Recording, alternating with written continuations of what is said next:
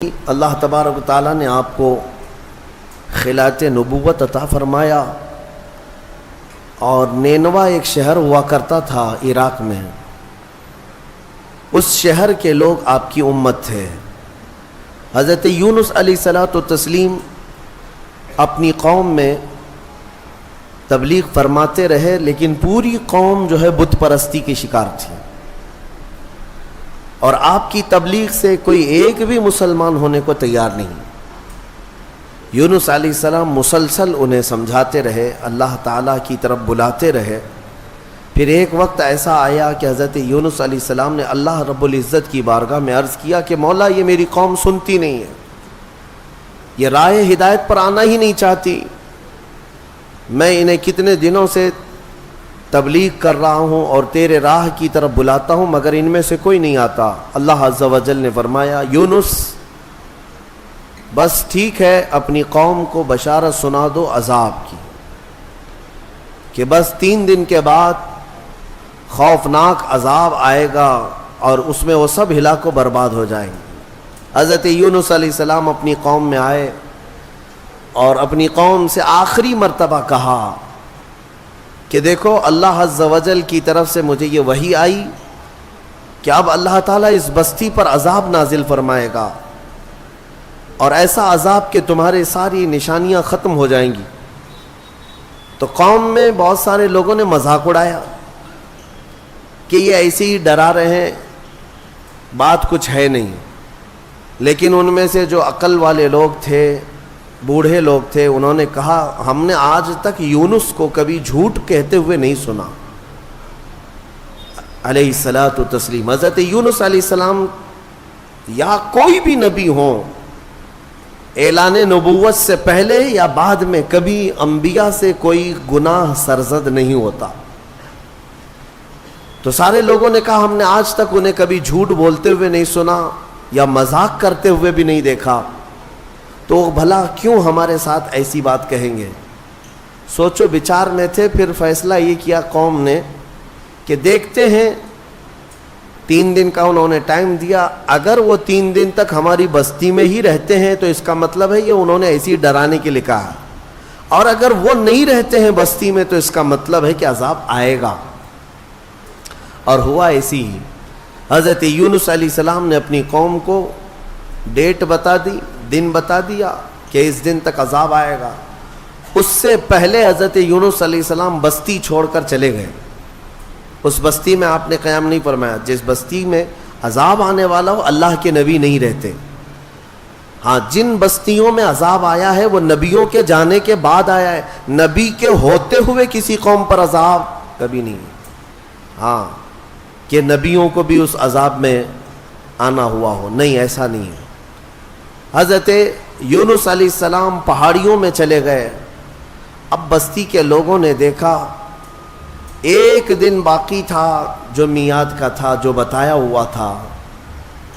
تو لوگوں نے صبح اٹھ کر کے دیکھا تو آسمان پر گھنے بادل چھائے ہوئے ہیں، ڈر کا ماحول ہے، اور پوری بستی میں ایک عجیب سی کیفیت طاری ہے، یعنی سناٹا طاری ہے اور ہو کا عالم ہے۔ آسمان پر گھنگور گھٹائیں چھائی ہیں اور ڈراؤنی شکل کی بدلیاں۔ تو لوگ ڈر گئے اور کہا، یونس علیہ السلام سچ کہتے تھے، اللہ کا عذاب آنے والا ہے، ہم جس بت پرستی میں تھے اس سے ہمیں توبہ کرنا ہوگا۔ تو سارے کے سارے لوگ اپنے اپنے گھروں سے نکل آئے، بچے، بوڑھے، جوان، مرد، عورتیں، سارے کے سارے میدان میں جمع ہوئے اور رونے لگے، گڑ گڑانے لگے، توبہ کرنے لگے اللہ کی بارگاہ میں۔ اور پھر سبوں نے مل کر کے کہا، اے رب ذوالجلال، ہم اپنے پرانے تمام بتوں کو ختم کرتے ہیں، تو ہی ہمارا خالق ہے، تو ہی ہمارا رب ہے، ایک تیری وحدانیت پر ہم یقین کرتے ہیں۔ اور اللہ رب العزت کی وحدانیت کے وہ قائل ہوئے، ایمان لائے۔ تو پھر اس کے بعد اللہ تبارک و تعالیٰ قرآن میں ارشاد فرماتا ہے، لما آمنوا کشفنا عنہم العذاب۔ جب وہ لوگ ایمان لے آئے تو اللہ تعالیٰ نے اپنا عذاب ان سے ہٹا لیا، جو عذاب آ چکا تھا وہ ٹل گیا۔ بہت کم ایسا تاریخ میں ملا ہے کہ عذاب آیا ہو اور ہونے سے پہلے پھر چلا گیا ہو، لیکن جب بھی عذاب ٹلا ہے تو وہ توبہ کی برکت سے ٹلا ہے۔ جب قوم توبہ کرتی ہے اللہ عذاب اٹھا لیتا ہے، عذاب کو دور کیا۔ آج ہم نے تلاوت کیا اس میں پارے میں، اب وہ بستی والے سارے کے سارے مومن ہو گئے، ایمان لائے، اور اس کے بعد یونس علیہ السلام تو تھے ہی نہیں بستی میں۔ انہوں نے دیکھا، رات کو وہ محسوس کر رہے تھے کہ عذاب آنے والا ہے، آنے والا ہے، دور بیٹھ کر کے آپ دیکھ رہے تھے، لیکن پھر دن گزرتے ہی عذاب ٹل گیا، آسمان صاف ہو گیا، تو حضرت یونس علیہ السلام کے دل میں یہ خیال گزرا کہ اب واپس اگر میں بستی میں جاؤں تو کہیں لوگ مجھے جھوٹا نہ کہیں، میں نے اللہ کے عذاب سے انہیں ڈرایا تھا اور دن بھی بتایا تھا، عذاب نہیں آیا تو کہیں لوگ مجھے جھوٹا نہ کہیں۔ اس لیے یونس علیہ السلام اپنی بستی میں جانے کی بجائے ایک لمبے سفر پر چل پڑے، اپنی قوم کی طرف نہیں آئے۔ انہوں نے کشتی میں سواری کی اور نکل پڑے، ان کا ارادہ تھا بہت دور دراز علاقے میں چلا جاؤں گا۔ اب یہاں پر میں آپ سے بتانا چاہتا ہوں، یونس علیہ السلام نے انتظار نہیں کیا اللہ رب العزت کی وحی کا کہ اللہ کا حکم کیا آتا ہے، اس سے پہلے ہی حضرت یونس علیہ السلام چل پڑے اور کشتی میں بیٹھے۔ کشتی جب بیچ میں دریا میں پہنچی تو رک گئی، چلتی نہیں تھی، یا تو ہچکولے کھاتی یا تو ڈوبنے کے آثار نظر آتے۔ اور اس زمانے میں یہ مشہور تھا کہ اگر کسی کا بھاگا ہوا غلام کشتی میں سوار ہے تو کشتی آگے نہیں بڑھتی ہے، بیچ دریا میں پہنچ کر کے کشتی رک جایا کرتی، اس زمانے میں یہ مشہور تھا۔ تو جب کشتی بیچ دریا میں رکی تو لوگوں نے جو سوار تھے کہنا شروع کیا کہ لگتا ہے اس کشتی میں کوئی بھاگا ہوا غلام ہے، جس کی وجہ سے کشتی نہ آگے بڑھتی ہے اور بلکہ ڈوبنے جیسے آثار نظر آتے ہیں۔ حضرت یونس علیہ السلام نے ان سب کے سامنے کہا، ہاں میں وہ غلام ہوں جو اپنے رب سے بھاگ کر آیا، میں ہی ہوں، انتظار کیے بغیر آ گیا ہوں، لیکن آپ کی شرافت دیکھ کر کے لوگوں نے آپ کے ساتھ اچھا معاملہ کیا، لیکن ہوتا یہ تھا کہ جو بھاگا ہوا غلام ہے اسے اٹھا کر کشتی سے سمندر میں پھینکا جاتا تھا، تب کشتی آگے بڑھتی تھی۔ اب بیچ دریا میں ہے، لوگوں نے یہ کہا کہ نہیں، یونس علیہ السلام چہرے سے اتنے شریف ہیں، اخلاق کے اتنے اعلیٰ ہیں، یہ ایسا نہیں کر سکتے، لہٰذا کشتی میں بیٹھے ہوئے سارے لوگوں نے قرعہ اندازی کی کہ جس کا نام نکلے گا اس کو سمندر میں ڈالا جائے گا، اس کو دریا میں ڈال دیا جائے گا۔ تو قرعہ میں حضرت یونس علیہ السلام کا ہی نام نکلا، جب قرعہ اندازی کی گئی ان کا ہی نام نکلا۔ پھر بھی کشتی والوں نے کہا دل نہیں مانتا ہے کہ اتنے اعلیٰ اخلاق والے، اتنے حسین چہرے والے کسی نیک آدمی کو دریا میں ڈال دیا جائے۔ پھر دوبارہ قرعہ اندازی کی گئی، دوسری بار جب قرعہ اندازی کی گئی تو پھر یونس علیہ السلام کا نام آیا، تیسری بار قرعہ اندازی کی گئی پھر حضرت یونس کا نام آیا، تو مجبوراً سب لوگوں کا اتفاق ہوا، حضرت یونس علیہ السلام کو اٹھا کر کے دریا میں ڈال دیا گیا۔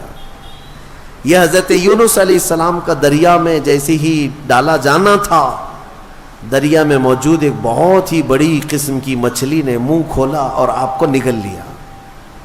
حضرت یونس علیہ السلام کو مچھلی نے نگل لیا۔ اب آپ مچھلی کے پیٹ میں چلے گئے، لیکن ایک بات یاد رکھیں، مچھلی کی غذا بن کر کے نہیں گئے تھے آپ کہ مچھلی نے نبی کو غذا بنا لیا ہو، لقمہ بنا لیا ہو، بلکہ مچھلی کو حکم تھا کہ یہ تیری غذا نہیں ہے، بلکہ یہ میرے نبی کی امان گاہ ہے، حفاظت گاہ ہے۔ اور مچھلی کے پیٹ میں یونس علیہ السلام گھنٹہ، 2 گھنٹہ، 3 گھنٹہ، دن، 2 دن نہیں، 40 دن تک رہے، 40 دن تک مچھلی کے پیٹ میں رہے، اور وہ دریا میں آپ کو لے کر گھومتی رہی۔ مچھلی کے پیٹ میں اندر رہنا کیا یہ ممکن ہے یا ناممکن ہے؟ میرے عزیزوں، آپ کو حیرت ہوگی، تھوڑا سا آپ مطالعہ کریں اور سرچ کریں تو آپ کو پتا چلے گا آج کی دنیا میں بھی سائنس میں یہ ریسرچ سے ثابت ہوا ہے. 2 ایسے لوگ ملے جن کو ویل مچھلی نے نگل لیا تھا. ایک شخص 8 دن کے بعد باہر نکلا, ایک آدمی 3 دن کے بعد باہر نکلا, لیکن دونوں زندہ نکلے. یہ اس صدی کی بات کر رہا ہوں میں, اس زمانے کی. اور یونس علیہ السلام تو اللہ کے نبی ہیں, لیکن بات اتنی ہے کہ مولا جس کو جہاں چاہے محفوظ رکھے, یہ وہ قادر مطلق ہے. 40 دن تک اندر رہے. اس مچھلی کے پیٹ میں جو چیز ہوتی ہے وہ کیا ہوتی ہے؟ ایک راستہ ہوتا ہے, پھسلنے والا راستہ جو چربی کی طرح ہوتا ہے, اور اندر جانے کے بعد ایک بڑا گھر کی طرح سے اس کا پیٹ. بس یہ ہے کہ نرم ملائم گھر تو ہوتا ہے, لیکن روشنی کہیں سے نہیں ہوتی, بالکل اندھیرا. باقی سب آرام کی چیزیں ہیں. زندگی کے لیے انسان کے مچھلی کے پیٹ میں بھی آرائش ہے یا اہتمام ہے, لیکن روشنی کا کوئی انتظام نہیں. یونس علیہ السلام اس اندھیری کوٹھری کے اندر یعنی مچھلی کے پیٹ کے اندر 40 دن بتائے, 40 دن. لیکن آپ کو میں بتاتا ہوں کہ یونس علیہ الصلوۃ والتسلیم مچھلی کے پیٹ میں جانے کے بعد مسلسل رب ذوالجلال کی بارگاہ میں دعا کرتے رہے کہ مولا تو مجھے معاف فرما دے, میں اپنی بستی سے جلد چلا آیا تیرے حکم کا انتظار کیے بغیر, مجھے تو معاف فرما دے. یہ دعا چلتی رہی یہاں تک کہ قرآن کہتا ہے وَظَنُّونِ إِذْ ذَهَبَ مُغَاضِبًا فَظَنَّ أَن لَّن نَّقْدِرَ عَلَيْهِ فَنَادَىٰ فِي الظُّلُمَاتِ أَن لَّا إِلَٰهَ إِلَّا أَنتَ سُبْحَانَكَ إِنِّي كُنتُ مِنَ الظَّالِمِينَ. رب تعالیٰ فرماتا ہے مچھلی والا, ذنون کہا گیا یونس علیہ السلام. یونس علیہ السلام کا ایک لقب آیا ہے ذنون, مچھلی والا. جب ناراض ہو کر کے نکلا اپنے شہر سے, اپنی بستی سے, تو مچھلی کے پیٹ میں پہنچا دیا گیا. فنادا فی الظلمات, اللہ فرماتا پھر اندھیریوں میں اس نے پکارا. اندھیریوں میں, ظلمات کہتے اندھیری, اتنی اندھیریاں کہ ہاتھ بھی نظر نہ آئے. اندھیریوں میں اس نے پکارا. کیا پکارا یونس علیہ السلام نے؟ لا الہ الا انت سبحانک انی کنت من الظالمین. اس کو آیت کریمہ کہتے ہیں نا, بہت ہی اثر انداز ہے, بہت ہی اثر انداز. اللہ تبارک و تعالیٰ کی تسبیح ہے. یونس علیہ السلام نے یوں عرض کیا کوئی معبود نہیں سوائے تیرے اے مولا, تو تجھی کو پاکی ہو, تجھی کو پاکی ہو. انی کنت من الظالمین, اپنے متعلق اعتراف کیا. اور اللہ تبارک و تعالیٰ کو یہ جملہ اتنا پسند آیا کہ فوراً مولا فرماتا ہے فَاسْتَجَبْنَا لَهُ وَنَجَّيْنَاهُ مِنَ الْغَمِّ. ہم نے فوراً ان کی دعا کو قبول کر لیا اور ان کو اس غم سے آزاد کر دیا.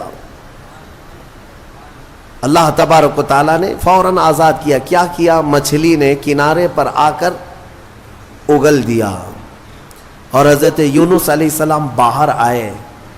باہر آنے کے بعد جانتے ہیں آپ کی کیفیت کیا تھی؟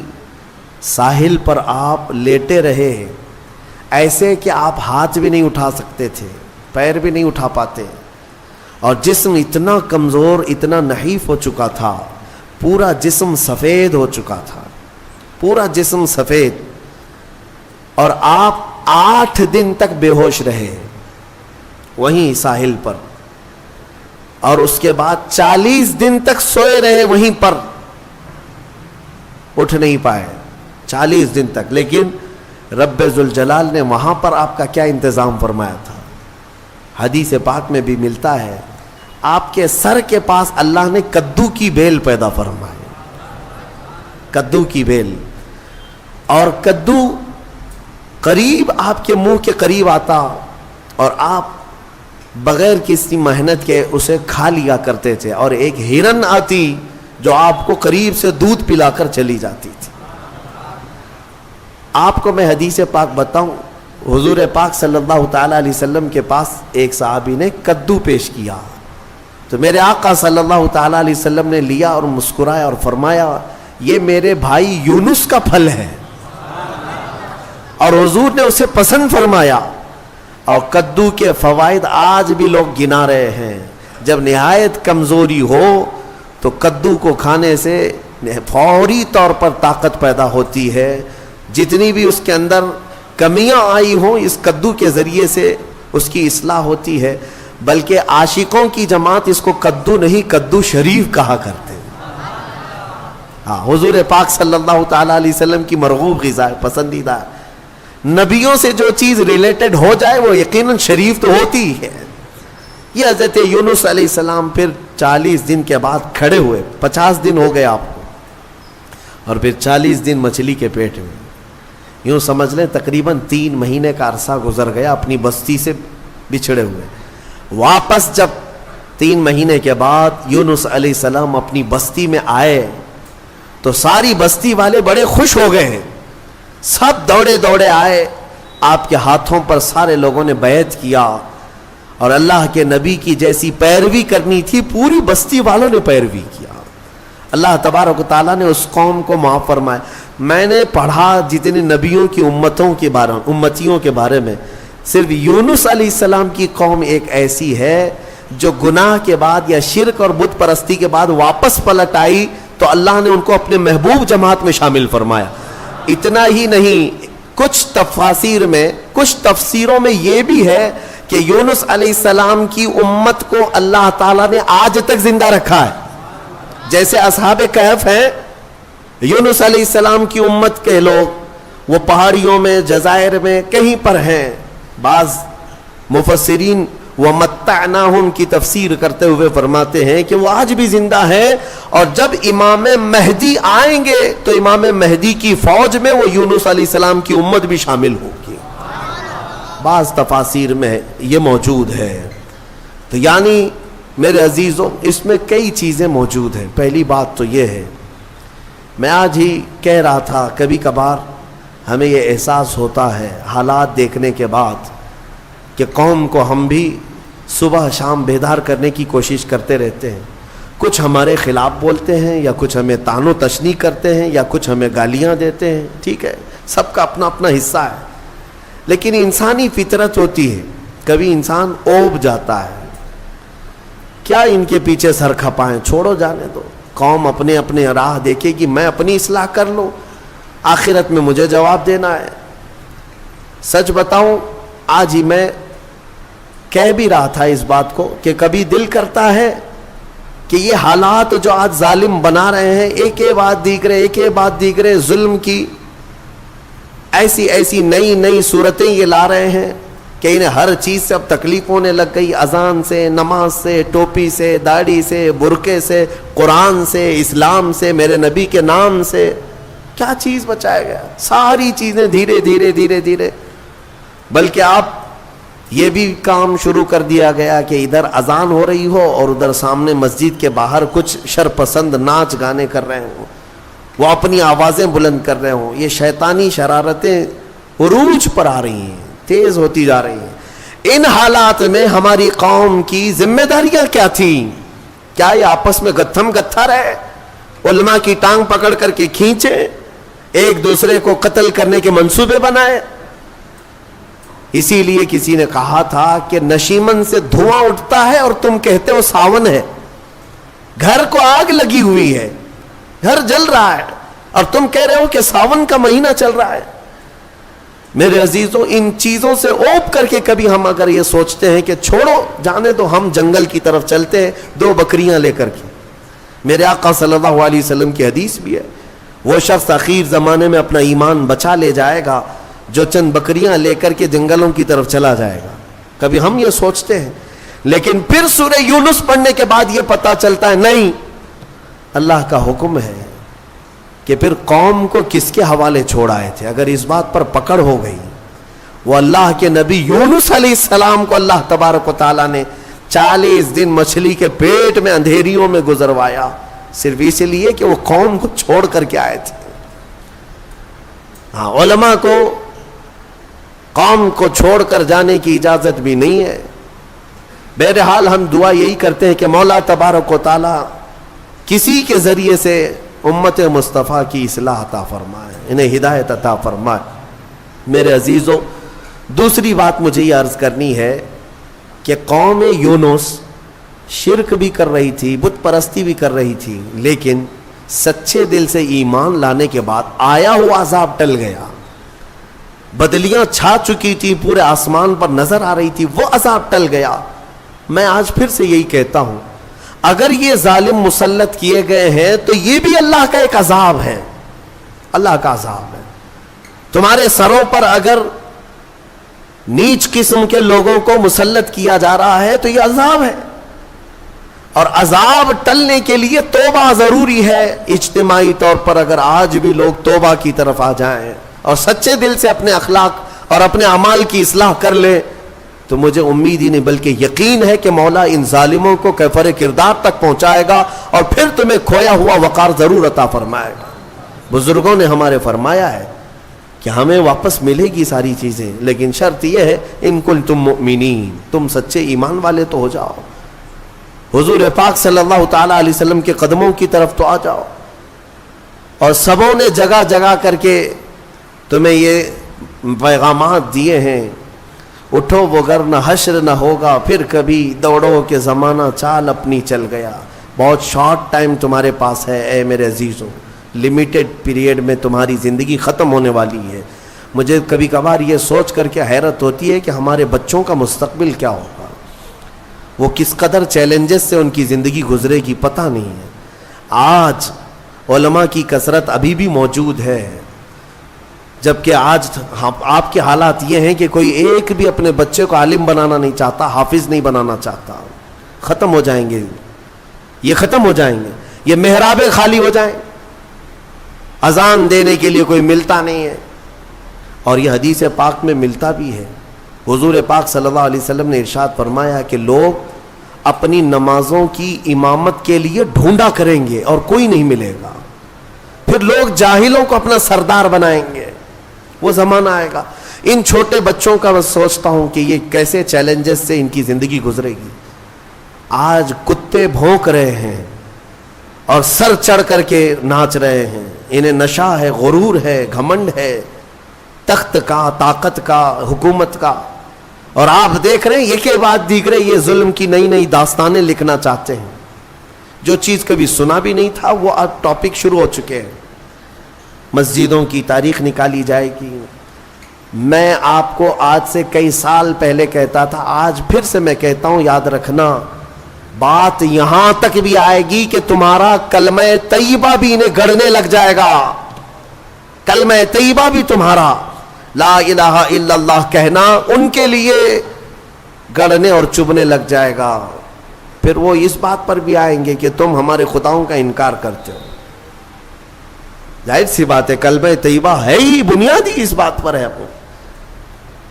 یہ ان حالات کی طرف میں صرف اس لیے بار بار تنبیہ کرتا ہوں کہ اگر آج ہم اپنے اخلاق اور اعمال کی اصلاح نہیں کریں گے تو کل کا آنے والا دن ہمارے لیے اور بھی اندھیریاں لے آئے گا، اور بھی سخت ترین ہوگا۔ بہرحال سورہ یونس کے اختتام ہو چکے۔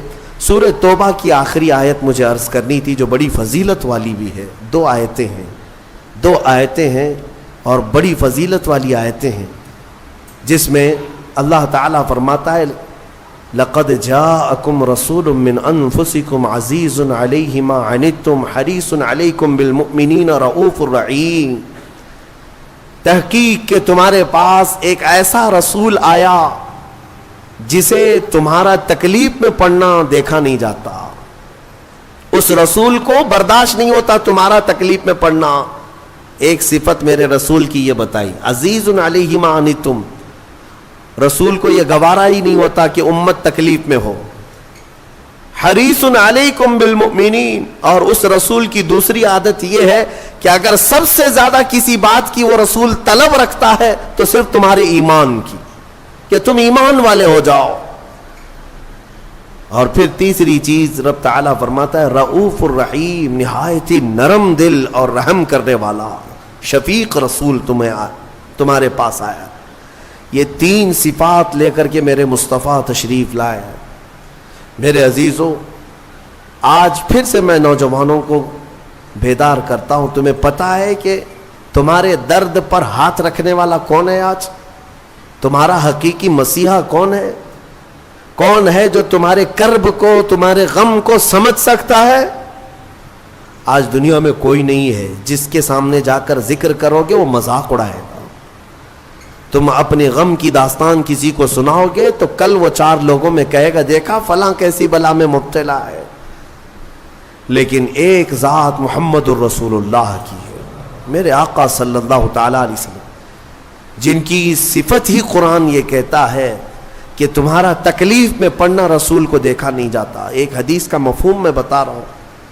ایک حدیث کا مفہوم فرماتے ہیں میرے آقا صلی اللہ تعالیٰ علیہ وسلم کہ اگر کسی امتی کے تلوے میں کانٹا بھی چبھ جائے تو اس کے درد کا احساس حضور کو ہوتا ہے.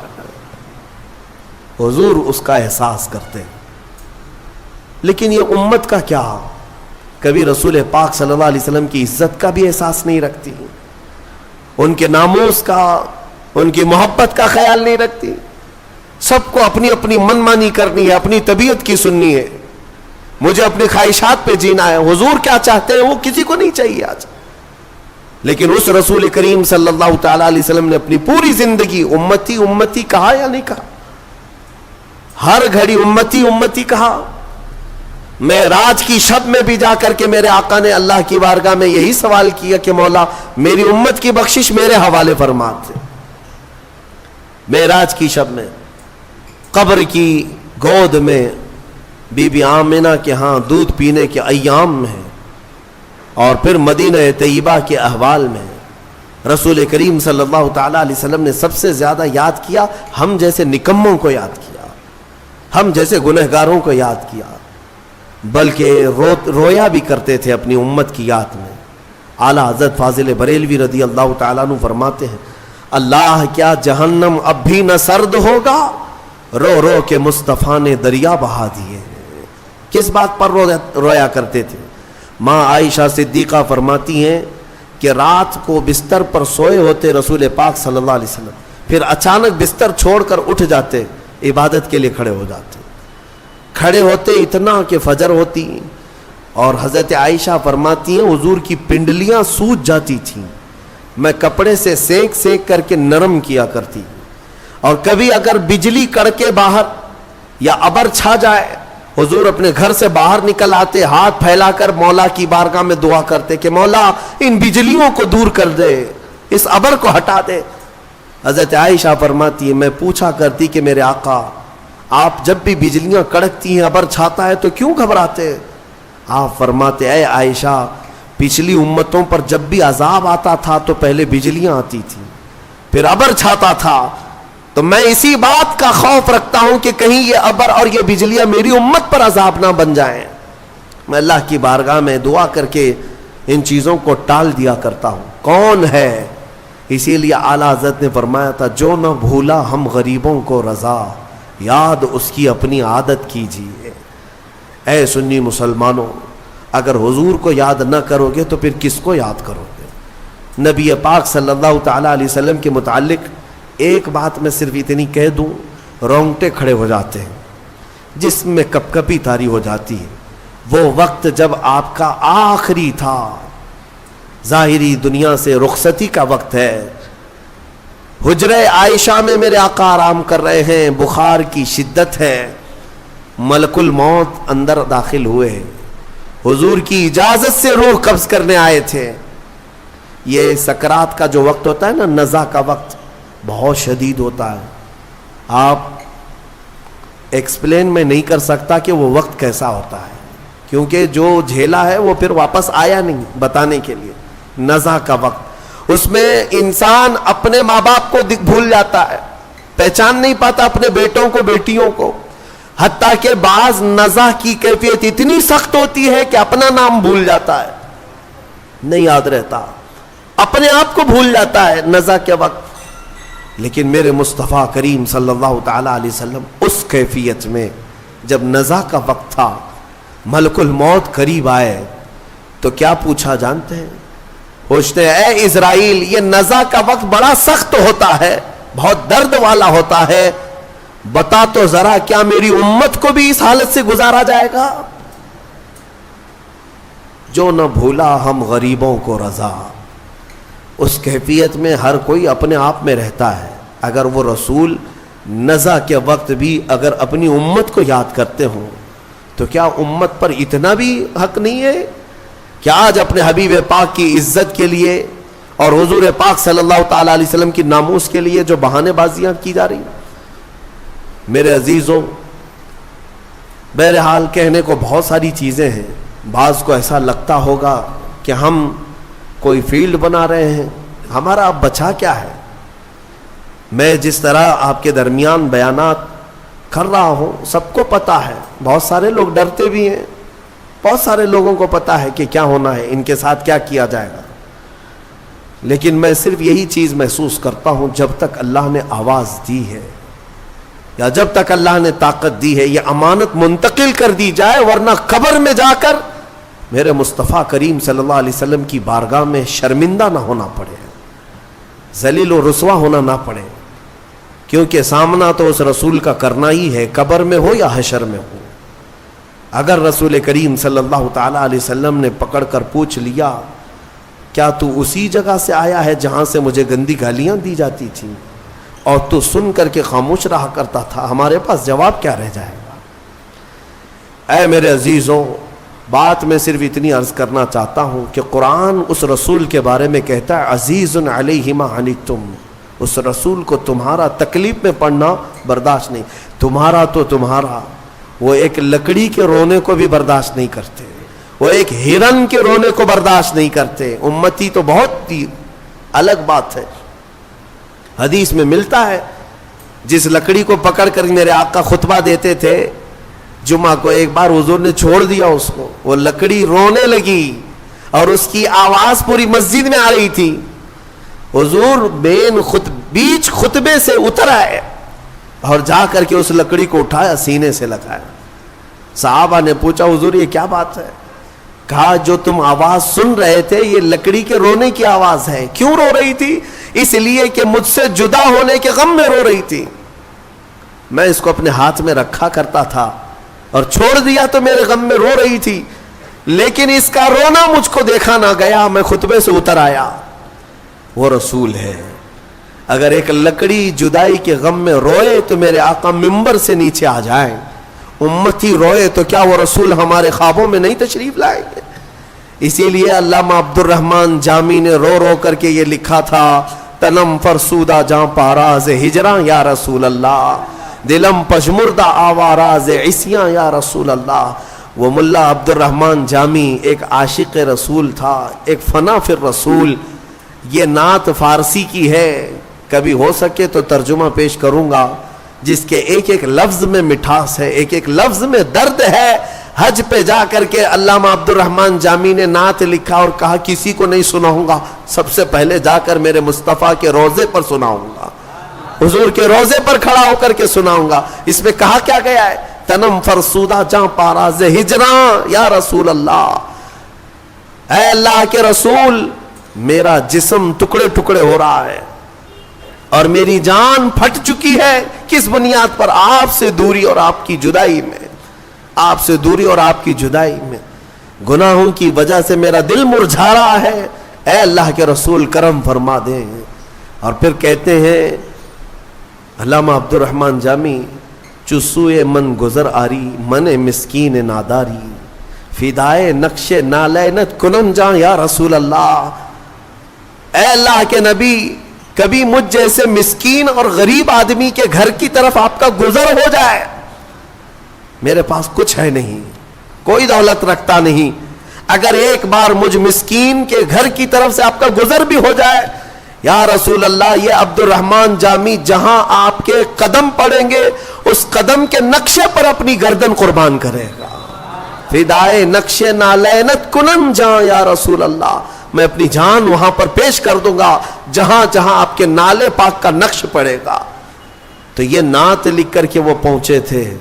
لیکن جانتے ہیں روایات یہ بتاتی ہیں کہ مکہ سے مدینہ جب جانے کا ان کا وقت ہوا عبد الرحمن جامی کا، میرے آقا صلی اللہ علیہ وسلم مکہ کے ایک گورنر کے خواب میں آئے، اس وقت جو شریف مکہ تھے، اور جامی کا حلیہ بتا کر کے کہا اس کو مدینے آنے مت دینا۔ دوسرے دن گورنر آئے، مدینے جانے والوں کو دیکھا تو عبد الرحمن جامی بھی جا رہے تھے، پکڑا، کہا آپ نہیں جا سکتے، سارا قافلہ چلا گیا۔ کیا گناہ ہے پتہ نہیں، اس گورنر کو بھی نہیں معلوم، لیکن روک دیا گیا۔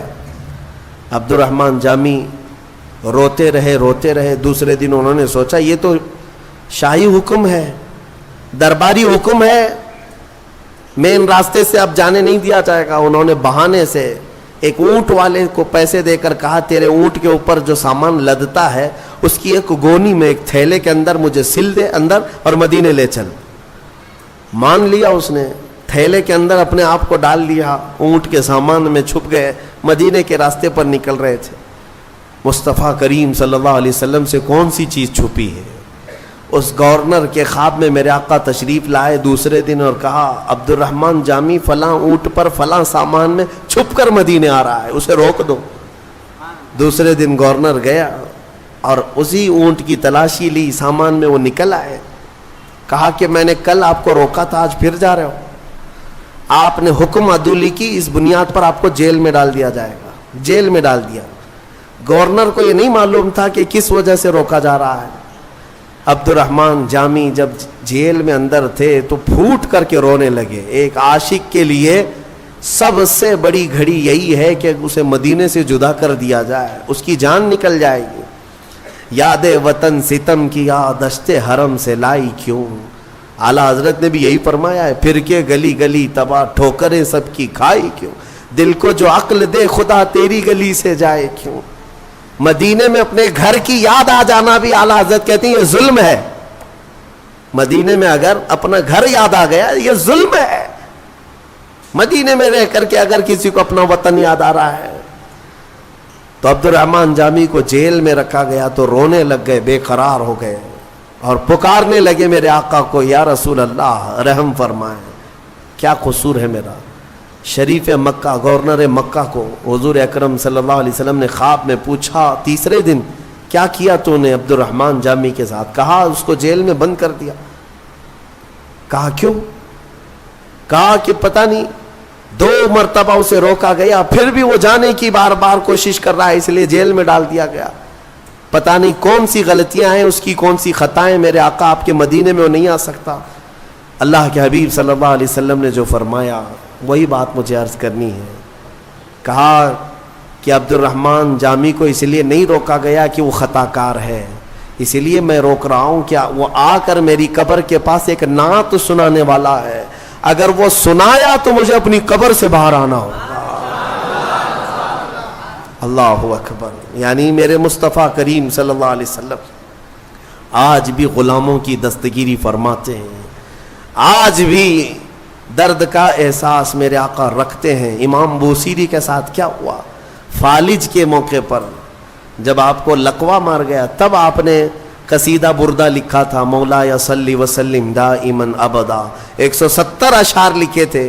فالج ہوا تھا لقوہ، اور اس وقت بھی میرے آقا خواب میں تشریف لائے اور صرف ہاتھ ان کے جسم پر پھیر کر دعا کیا کہ اللہ تجھے شفا دے دے، اور جو تو نے میری تعریف میں قصیدہ لکھا لے میں اپنی چادر تجھے تحفے میں دیتا ہوں۔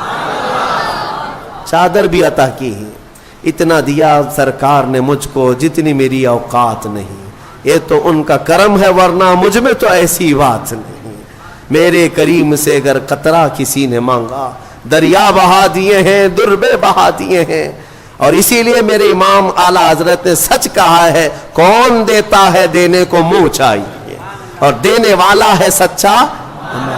میرے آقا صلی اللہ علیہ وسلم کو اگر تم نہیں محسوس کر پائے تو آج آ جاؤ، اس آیت کو پڑھو۔ حضرت ابوبکر شبلی رحمۃ اللہ علیہ، اس بات پر میں سمیٹتا ہوں گفتگو کو، حضرت ابوبکر شبلی یہ سلسلہ قادریہ کے بڑے بزرگ ہیں، غوث پاک کے دادا مرشد ہوتے ہیں۔ حضرت ابوبکر شبلی رحمۃ اللہ تعالی علیہ، آپ نے خواب میں ایک عالم دین کو دیکھا، نہیں، ایک عالم دین نے خواب میں حضرت ابوبکر شبلی کو دیکھا کہ رسول کریم صلی اللہ تعالی علیہ وسلم کے بالکل بغل میں بیٹھے ہوئے، घुटने से घुटना लगा करके बैठे हुए हैं। तो वो सुबह उठ करके दौड़े दौड़े आए और हजरत शिबली के पास कहा कि मैंने इस हालत में आपको देखा ख्वाब में, रसूल करीम सल्लल्लाहु ताला अलैहि वसल्लम से इतने करीब आप बैठे हुए। वो रोने लगे, कहा कि तुमने जो देखा वो सही है। फिर पूछा आप क्या करते हैं, मुझे भी तो बताएं। हजरत शिबली ने ये फरमाया, मैं हर फर्ज नमाज के बाद ये पढ़ता हूँ, लक़द जाअकुम रसूलुम मिन अनफुसिकुम अज़ीज़ुन अलैहि मा अनित्तुम हरीसुन अलैकुम बिल मुमिनीना रऊफ़ुर रहीम। मेरा ये अमल है, बस इसी की पाबंदी की बुनियाद पर मेरे आका ने मुझे इतना करीब किया कि जब भी दीदार होता है हुजूर का तो मुझे बिल्कुल करीब बिठाया करते हैं। इस आयत करीमा को इसीलिए मैंने आपके सामने पढ़ा। अल्हम्दुलिल्लाह हमारा मामूल है बहुत सालों से, इसके तजुर्बात भी हमने देखे, इसलिए आप सब भी इसका विर्द रखें, हर नमाज के बाद इस आयत को ज़रूर पढ़ा करें। ये दो आयतें सूरह तौबा की आखिर की, इसमें मेरे आका सल्लल्लाहु ताला अलैहि वसल्लम की तारीफ में मौला ने फरमाया अज़ीज़ुन अलैहि मा अनित्तुम, एक कि उन्हें तुम्हारा तकलीफ में पढ़ना देखा नहीं जाता, दूसरे ये कि वो ईमान की तलब रखते हैं तुम्हारे, सिर्फ और सिर्फ तुम ईमान ले आओ। हुजूर की यही एक तलब है, यही ख्वाहिश। आपको पता है वो मक्का का वक्त एक मर्तबा ऐसा हुआ कि अबू जहल जालिम मरदूद लईन ने मेरे आका पर हाथ उठाए थे हरम पाक में, खाने काबा के अंदर। हुजूर अकरम सल्लल्लाहु ताला अलैहि वसल्लम पर हाथ उठाया और जख्मी किया। हुजूर अकरम सल्लल्लाहु ताला अलैहि वसल्लम को उसने जो ये गुस्ताखी की, लोग बैठकर तमाशा देखते रहे, कोई करीब नहीं आया। हुजूर वहां से फिर चल पड़े, अपने घर आए। उस वक्त हुजूर के चचा अमीर हमजा, वो पहलवान थे मक्का के, लेकिन ईमान वाले नहीं थे। उनको अपना दूसरा दीन जो मक्का वालों का था वो पसंद था, ईमान नहीं लाए थे। काफी लोग ला चुके थे लेकिन अमीर हमजा नहीं लाए। तो अमीर हमजा शिकार से वापस आ रहे थे, बीच रास्ते में किसी ने पकड़ करके उनसे कहा, हमजा आज तुम्हारे भतीजे मोहम्मद पर अबू जहल ने इतना हाथ उठाया, सबके सामने उसने मारा, किसी ने कुछ नहीं कहा। अमीर हमजा को गैरत जाग गई, अपने भाई का खून तो है, ईमान लाए हुए नहीं है, कुफ्र में, उसके बावजूद हुजूर पाक सल्लल्लाहु ताला अलैहि वसल्लम चूंकि सगे भतीजे हैं अमीर हमजा के, गैरत जाग गई। हुजूर के पास आए ही नहीं, सीधे हरम में गए। अबू जहल मीटिंग में बैठा हुआ था लोगों के दरमियान, उसका जामा पकड़ा, कॉलर पकड़ा, खींचते हुए सहन में लाए और बीच सहन में लाकर उसको इतना लातों से घोंसों से मारा, खूब मारा। और उसके बाद कहा, खबरदार, तू समझता है कि मोहम्मद यतीम हो गया और उसके घर में कोई नहीं, इसके बाद अगर उंगली भी उठाएगा तो तोड़ डालूंगा। अमीर हमजा का ये जलाल था, पूरा कुरैश देखता रह गया और दूसरे लोग खामोश रह गए, क्योंकि अमीर हमजा के मुकाबले में कोई नहीं आता था। अबू जहल खूब पीटा, मारा गया और उसके बाद दुम दबाकर चला भी गया। अमीर हमजा चूंकि बदला ले चुके थे और आवाज भी बुलंद हो गई लोगों के दरमियान कि हाँ, मोहम्मद को जितना सल्लल्लाहु अलैहि वसल्लम इसने अबू जहल ने हाथ लगाया, उससे कई गुना ज्यादा तो अमीर हमजा ने पीट डाला उसको। हजरत अमीर हमजा आए हुजूर को ढूंढते हुए कि खुशखबरी दे दूं, कहाँ है? हुजूर एक जगह बैठे हुए थे। आए, कहा, भतीजे आज का हादसा मुझे पता चला कि उस मरदूद ने तुम पर हाथ उठाया, मुझसे बर्दाश्त नहीं हुआ, मेरी गैरत नहीं, गवारा नहीं किया।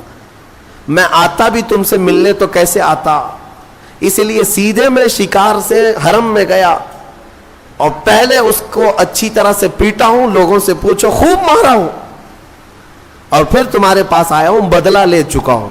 हुजूर सुनते रहे। अमीर हमजा बोलते रहे। फिर थोड़ी देर के बाद अमीर हमजा ने कहा कि भूल जाओ गम को, अब मुस्कुरा तो दो। हुजूर की मुस्कुराहट के तलबगार थे, आप मुस्कुरा दो, अभी जो हो गया खत्म, मैंने बदला ले लिया आपकी तरफ से। मेरे आका ने चेहरा उठाया और पूछा, हमजा आप मेरी खुशी चाहते हो, मेरी मुस्कुराहट चाहते हो? कहा हाँ। मेरे आका ने फरमाया, बदले से मैं नहीं मुस्कुराऊंगा, एक बार आप ईमान ले आओ, मैं मुस्कुरा दूंगा। कल मैं तैयबा पढ़ो। امیر حمزہ کہتے ہیں دنیا کا کوئی انسان ایسا نہیں ہوگا کہ وہ اپنے دشمن سے بدلہ لے لینے کے بعد خوش نہ ہوتا ہو. صرف میں نے محمد کو دیکھا وہ جیتے ہیں تو بدلہ لینے کے لیے نہیں بلکہ لوگوں کے ایمان کی طلب میں جیتے ہیں. وہی قرآن کہتا ہے حریص علیکم بالمؤمنین, وہ رسول تمہارے پاس آیا ہے جسے صرف تمہارے ایمان کی طلب ہے, تمہارے ایمان کی طلب. اور رؤوف الرحیم, نہایت ہی نرم اور نہایت ہی شفقت کرنے والا. اسی لیے اعلیٰ حضرت کے کبھی اشعار پڑھو تو سمجھ میں آئے گا وہ اتنا رحم کرنے والے رسول ہیں, اتنا رحم. میاں آپ آزما کر کے دیکھ لینا, کسی کے ساتھ دھوکہ کیا ہو, کسی کی بات آپ نے ٹال دیا ہو, ایک بار کسی نے آپ کو 100 روپے دیے, 1000 روپے دیے, 10,000 روپے دیے, نہیں لوٹائے, دوسری بار جاؤ اس سے مانگنے کے لیے, دروازہ بند کر لے گا, راستہ کاٹ لے گا. ہاں اگر کسی کے ساتھ آپ کے جھگڑے ہو چکے ہوں, کیا پھر دوبارہ آپ اس کے سامنے جاتے ہیں؟ انسانوں کے حالات تو یہ ہیں, لیکن میرے مصطفیٰ کریم صلی اللہ علیہ وسلم کے رحم کا حال یہ ہے, رحم کا حال یہ ہے. اعلیٰ حضرت فرماتے ہیں کر کے تمہارے گناہ مانگے تمہاری پناہ, اور تم کہو دامن میں آ, تم پہ کروڑوں درود. گندے نکمے کمی مہنگے ہیں کوڑی کے تین, کون ہمیں پالتا تم پہ کروڑوں درود. یا رسول اللہ بے ہنر و بے تمیز کس کو ہوئے ہیں عزیز, بے ہنر و بے تمیز کس کو ہوئے ہیں عزیز, ایک تمہارے سوا تم پہ کروڑوں درود. بخش دو جرم و خطا تم پہ کروڑوں درود. میرے آقا صلی اللہ تعالی علیہ وسلم کا ہی یہ رحم کا معاملہ ہے. امت 1000 گناہ کرنے کے بعد بھی ایک بار دربار میں آتی ہے تو میرے آقا اسے بلا لیا کرتے ہیں. آتا ہے فقیروں پہ انہیں پیار کچھ ایسا, خود بھیک دے اور خود کہیں منگتے کا بھلا ہو. اور پھر قیامت کے دن بھی کچھ لوگوں کو فرشتے پکار رہے ہوں گے, فلاں بن فلاں کہاں ہے, میدان میں دکھ نہیں رہا ہے, پکڑ لاؤ, اس کا جرم ہے, فلاں مجرم ہے. جرم کی وجہ سے فرشتے ڈھونڈ رہے ہوں گے. فرشتوں کو ڈھونڈنے میں کوئی محنت لگنی ہے, وہ جہاں سے چاہیں گے اٹھا لیں گے. لیکن کچھ مجرموں کو میدان میں ڈھونڈا جا رہا ہوگا لیکن وہ مجرم مل نہیں رہے ہوں گے. تو پھر اسی کو امام زمن کہتے ہیں ڈھونڈا ہی کرے صدر قیامت کے سپاہی, وہ کس کو ملے جو تیرے دامن میں چھپا. کچھ لوگوں کو میرے آقا اپنی چادر میں چھپائے ہوئے ہوں گے. یہ حدیث پاک میں موجود ہے, حدیث پاک میں. ان سے زیادہ رحم کا معاملہ ہمارے ساتھ کون کر سکتا ہے بتاؤ. حضور صحابہ سے کہتے ہیں تم قیامت کے دن مجھے اگر دیکھو گے تو کس حالت میں دیکھو گے؟ میرے آقا فرماتے ہیں میری حالت یہ ہوگی کہ میرے کندھے پر چادر پڑی ہوگی, میرے کندھے پر ایک چادر ہوگی اور چادر کندھے سے کھسک کھسک کر گر رہی ہوگی. میں ایک ہاتھ سے اپنی چادر سنبھال رہا ہوں گا اور دوسرے ہاتھ سے اپنے امتیوں کو پکڑ رہا ہوں گا. عزیز بچے کو ماں جس طرح تلاش کرے خدا گواہ ہے یہی حال آپ کا ہوگا. جیسے عزیز بچے کو ماں یہاں ڈھونڈتی ہے کہاں ہے میرا بچہ, حضور اکرم صلی اللہ علیہ وسلم قیامت کے دن اپنی امتیوں کو ڈھونڈ رہے ہوں گے. جو رسول یہاں بھی رحم کرے اور قبر میں ہمارے پہنچنے کے بعد نکیرین سے پہلے ہی آ جائے اور پھر حشر میں ہماری سفارش کرے, تو اے سنی مسلمانوں بتاؤ کیا اس رسول کی یاد کرنا ہم پر حق نہیں ہے؟ کیا ہم پر فرض نہیں ہے؟ ہمارے لیے یہی تو ہمارا عین شیوا بن جائے, ہمارا دستور العین بن جائے, زندگی کا ہمارا مین مقصد یہ بن جائے کہ دم میں جب تک دم ہے ذکر ان کا سناتے جائیں گے, دم میں جب تک دم ہے ذکر ان کا سناتے جائیں گے. اسی بات پر میں گفتگو ختم کرتا ہوں. آج لے ان کی پناہ, آج مدد مانگ ان سے, کل نہ مانیں گے قیامت میں اگر مان گیا. اے میرے عزیزوں اسی میں عافیت ہے, اسی میں برکت ہے کہ اس بات پر جمے رہو اور اسی بات پر دنیا سے جاؤ. انہیں جانا انہیں مانا, نہ رکھا غیر سے کام, للہ الحمد میں دنیا سے مسلمان گیا. وآخر دعوانا الحمدللہ رب العالمین.